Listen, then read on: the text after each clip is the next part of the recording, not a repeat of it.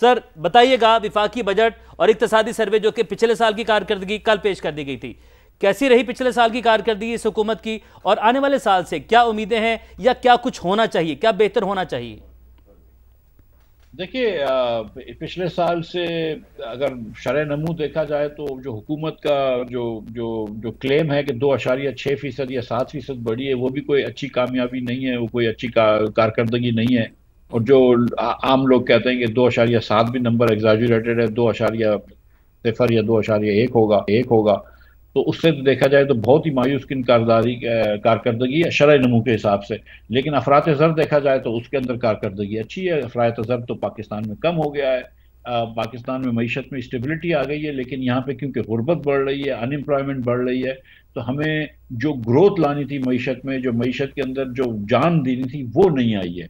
और इसकी एक बड़ी वजह यह थी कि बहुत सारे टैक्सेस पिछले साल लगा दिए थे, शरह सूद भी बहुत ज़्यादा था। अब शरह सूद कम हुआ है, लेकिन जब तक कि हुकूमत अखराजात कम नहीं करेगी, जब तक कि फंडामेंटल इस्लाहात नहीं लेकर आएगी और फिर उसके बाद टैक्स रेट्स कम नहीं करेगी, इस्लाहात वो जो ज़रूरी लाने हैं वो नहीं करेगी, तो फिर मईशत के अंदर तेज़ी नहीं आएगी। सही। मिफ्ता साहब ये भी फरमाएगा, यही कहती हमें गवर्नमेंट नजर आई है कि जब हमने हुकूमत संभाली थी उस वक्त जो मामलात थे और हालात थे स्पेशली मईशत के, उनको संभालना, उस वक्त टेक ओवर करना चीज़ें बहुत ज़्यादा मुश्किल थी, बहुत कड़े फैसले हमने लिए, बहुत ध्यान से हमने कदम उठाए, ये बेबी स्टेप्स हमने जो लिए हैं उसका नतीजा आज हम बेहतरी की सूरत में देख रहे हैं।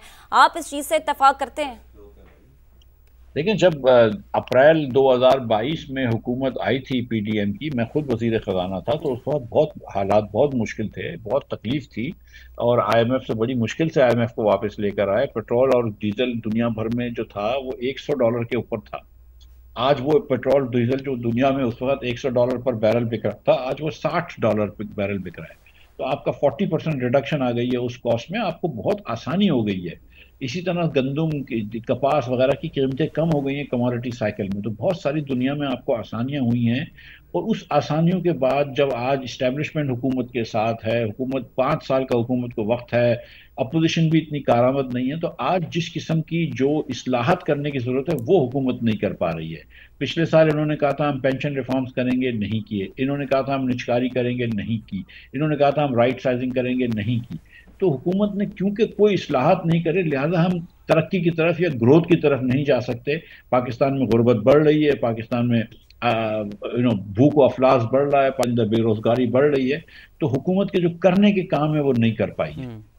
ठीक है, हुकूमत करने के काम नहीं कर पाई। हमारे साथ हाजी अख्तर साहब भी मौजूद हैं, उन्हें भी खुशामदीद करेंगे। लेकिन मिफ्ता साहब एक बात बताएगा, कल वज़ीर ख़जाना ने यह कहा कि तमाम जो हुकूमती अखराजात हैं उन्हें हम कम करने की कोशिश कर रहे हैं और अब इससे ज़्यादा नहीं कर सकते। दूसरी जानिब हम देखते हैं कि जो पार्लियामेंटेरियंस हैं और आपके MNAs MPs हैं, उनकी तनख्वाहों में इजाफा हमने देखा, और उसके बाद जो हमारे स्पीकर कौमी असम्बली हैं और चेयरमैन सेनेट हैं, उनकी तनख्वाह में एक बड़ा इजाफा 2.5 लाख से तकरीबन 12.5 लाख 13 लाख तक पहुँचाया, और जनवरी 2025 से जिसको इंप्लीमेंट किया गया।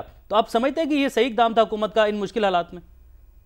देखिए, एक तरफ मियाँ शहबाज शरीफ कहते हैं कि कमर कसने का वक्त है, हमको मुल्क की खातिर कुर्बानी देनी पड़ेगी, इसलिए आप तनख्वाहदार तबके के ऊपर 38.5% टैक्स लगाते हैं। इसके बाद आप बिजनेस इंडिविजुअल जैसे डॉक्टर्स हुए, चार्टर्ड अकाउंटेंट्स हुए, वकला हुए, इनके ऊपर आप 49% टैक्स लगाते हैं, 49.5%, आधी तनख्वाह उनकी लेकर जाते हैं। आप कंपनियों के ऊपर 60% टैक्स लगाते हैं, बैंकों के ऊपर 70% के ऊपर आपका टैक्स लगाते हैं। जब आप इतने टैक्स लोगों के ऊपर लगा रहे हैं, तो फिर किस मुंह से अपने आप की वज़राओं की तनख्वाह 188% बढ़ा लेते हैं? किस मुंह से आप जो है वो मेंबरान असेंबली पंजाब के अंदर 900% तनख्वाह बढ़ा लेते हैं? अगर तो हम कुर्बानी दे रहे हैं मुल्क की खातिर, तो फिर यकसा कुर्बानी देनी चाहिए ना, फिर तो मिनहासिल कौम देनी चाहिए। ये तो नहीं हो सकता कि जो शहरी हैं जिनको आप साहिल की तरह ट्रीट कर रहे हैं, उनसे आप कुर्बानी लें, लेकिन खुद जो है वो अपनी तनख्वाहें बढ़ा लें, खुद अपने मराद बढ़ा लें, खुद तनख्वाहें पिछले सालों से जाके बढ़ा लें। मतलब नॉट जस्ट के आज से बढ़ाई है, अभी जब वज़राओं की तनख्वाह जनवरी से बढ़ी, जबकि मई में अनाउंस हुआ, तो ये तो ज्यादती है। उसके बाद फिर आपने पीएसडीपी के अंदर 700-800 अरब रुपया लास्ट ईयर रखा था, शायद इस बार इससे ज्यादा रखेंगे, जो कि सिर्फ MNAs और MPs की मर्जी पे है कि वो अपनी मर्जी से प्रोजेक्ट्स करें। और हम सब जानते हैं कि इसमें 20% से लेकर 50-80% तक खुर्द बुर्द होती है, बेकायदगियां होती हैं। तो इस वक्त जब आपको तनख्वाहदार तबके को टैक्स रिलीफ देना जरूरी था, इस वक्त जब आपको दिफा पे कुछ पैसे और लगाने जरूरी थे, इस वक्त जब आपको बिस्प के अंदर गरीब लोगों की तादाद बढ़ रही है, वहां पे कुछ पैसे देना ज्यादा जरूरी थे। तो इस वक्त तो मेरे ख्याल से पीएसडीपी कट सकता था।